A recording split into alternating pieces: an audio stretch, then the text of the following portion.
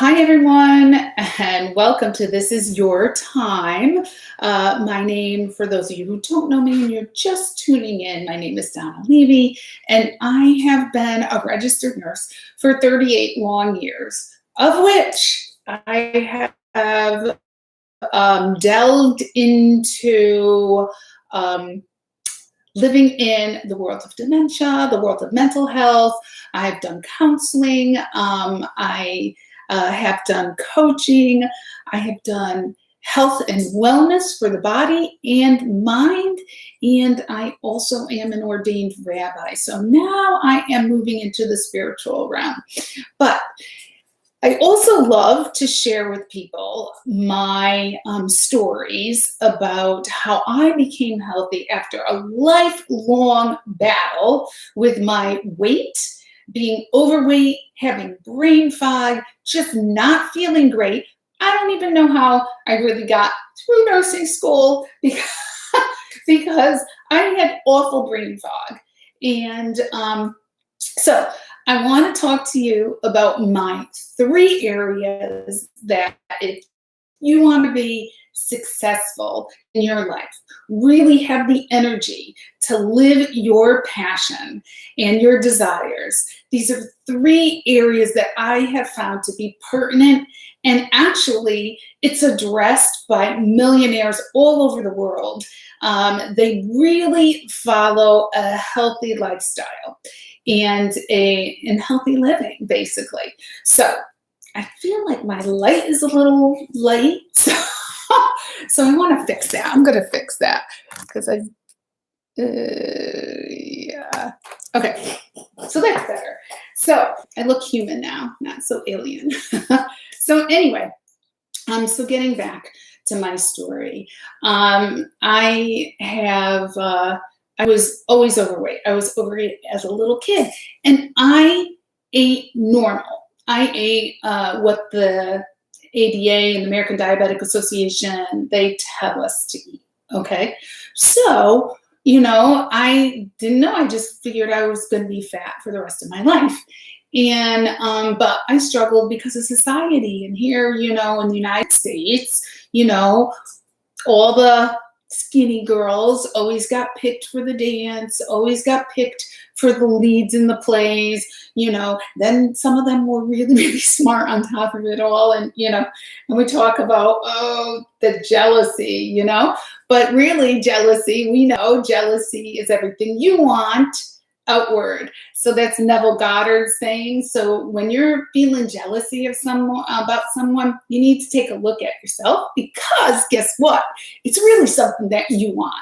So I used to be really jealous of these people who really seemed to have it all, and why was I, fat? And it was demeaning to me. My self-esteem was kind of very low about that. I was very shy. My mother made me go into theater to boost my self-esteem, so I would talk to people, and now you can't really shut me up. So I don't know if that backfired or that was a good thing, but anyways, there are voices inside our head, and they come from our subconscious mind. That is laid groundwork down for us from the time that we're 0 to the time that we're 8. So I was a fat kid. So, I kind of made jokes about that.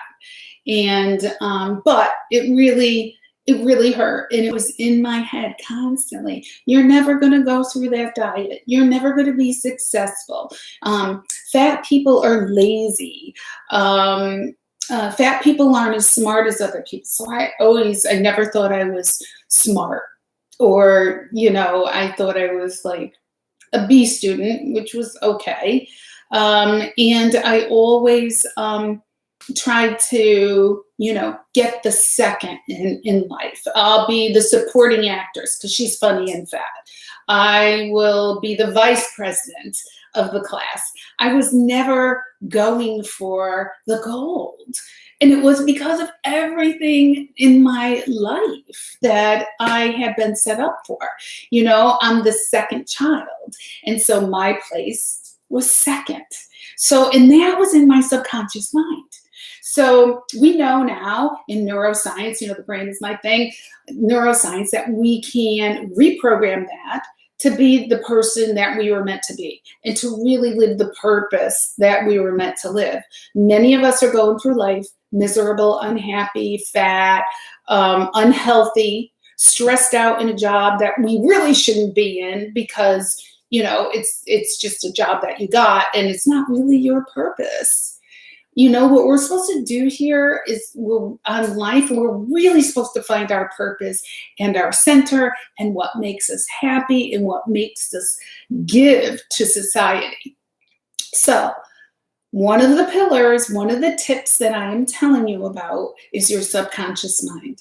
You have to dig deep and see where your blocks are.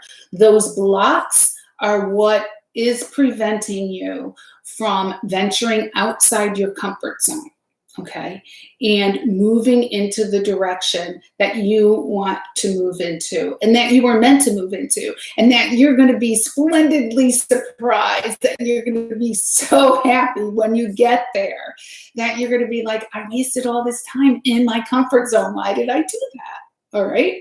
So there are steps you can take to start getting out of that comfort zone. And one step is to change your fear, that anxiety that you feel inside when you're about to, embark on a new adventure, or you're going on an interview, or you're starting that new job, or you're starting that business, or whatever it is that's new.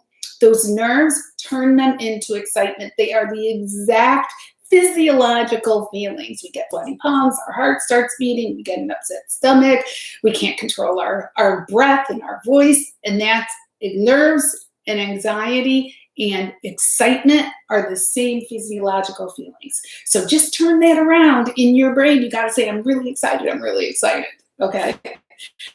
So, and of course, we know it takes 21 days to create a habit. So you have to work on this consistently. The next is your diet. I hate to say it, but it's no fault of your own or no fault of my own.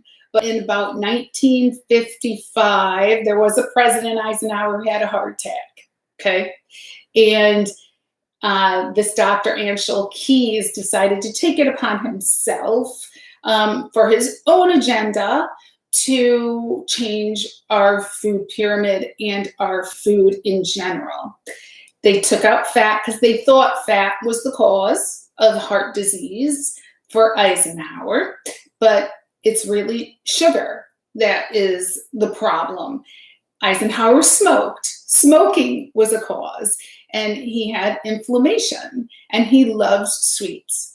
So the fat had nothing to do with it, but because it was this big political decision, it got pushed through, even in spite of results of the clinical trials, and the studies were not in.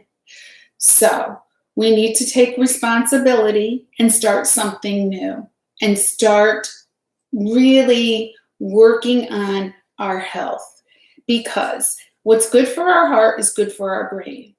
I keep on telling people, you have one brain. There is no brain transplants.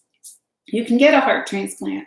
You can get a liver transplant. You can get a lung transplant. You can live without a lung. You can live without an arm and a leg. You cannot live without your brain. And until everyone decides to focus on living a healthy lifestyle and having a healthy brain, then we're going to continue to have diabetes and dementia. Dementia is type 3 diabetes now, and heart disease, and kidney disease, and liver disease, and thyroid disease.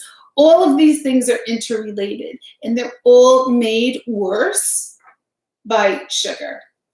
Okay. 85% of our food, when you go into a grocery store, has sugar in it. 85%. So basically 15% doesn't have added sugar. So you can go around the outside of your grocery store and do the majority of your shopping. Even the other day, my husband brought home a sausage, and guess what? It had high fructose corn syrup, which our body doesn't even know what to do with and causes inflammation, and sugar, dextrose, in a piece of meat. So even our meats and everything is causing us disease. It causes inflammation. It causes inflammation where you can't see it. It's in the cell. It's on a cellular level. And that's what causes these diseases to pop up. You know, fatty liver disease has no signs or symptoms. No signs or symptoms until it's too late. So we really have to get on a good regime. There are a lot of videos. I happen to be doing keto because I love it and my body loves it. But there's all kinds of low carb diets, Mediterranean diet. You could do Mediterranean keto. You can do paleo keto. You can do vegan keto. Keto is just really bringing those sugars down and out of your body, because that's what's causing inflammation. And if you want to be top notch in your field and be creative, you've got to get the sugar out.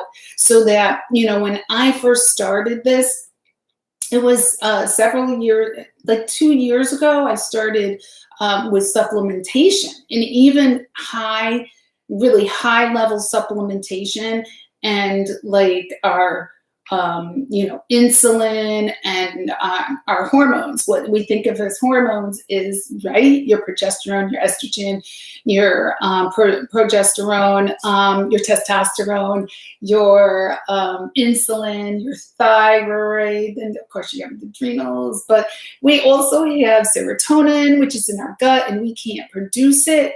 And that goes right to your brain. That is the feel good that makes us less depressed. That's why everybody's all depressed, because you can't make your own serotonin anymore. So it's a whole vicious cycle, and you can't think clear. And when I started balancing all these things out, I felt like a veil had been lifted off of my head. And that's why I'm so passionate about people really looking at this. I've taken care of over 30,000 patients, and some of them with diabetes, and we were able to reverse their diabetes. They were able to get off meds, off insulin, because it's really our food that, instead of feeding us, it's killing us. So I hope you take a little opportunity to start looking at your food and your consumption. The other thing that really freaks people out and that they get really fearful of is fasting. Yeah, I am new into the fasting world, about 4.5 months. I'm loving it. It gives me great brain activity. When you fast, you produce human growth hormone, which also produces BDNF, which goes right to the brain and makes brain cells. Yes, it's great. And your brain really loves fasting. Our bodies were meant to eat periodically, eat till we're satisfied, which is great for me. I love to eat till I'm satisfied. And then eat, then have a period of fasting where your body's using its fats and using all of the nutrients that you gave them when you had a great meal, a big meal. And then it's going to use that energy for the next, 20 hours, 18 hours, 48 hours, 72 hours, however long you decide to fast. And it's really, my body feels great. And so those are my things. Those are my 3 areas that I feel that people who want to have success in life, you need to have energy. You need to have energy sustained. Your body needs to be laser focused. Your brain have be laser focused. Your body needs to be optimal so that you're not getting tired. You don't get these sugar crashes.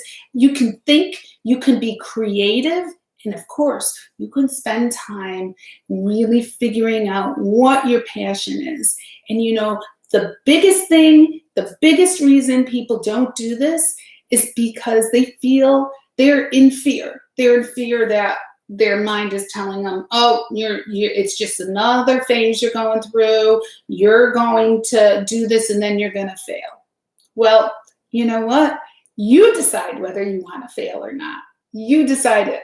We decide our life. We decide whether we want to be rich or poor. We decide what type of job we want. You have the power to decide what kind of life you want to live and what your purpose is. And no one else should influence you on that.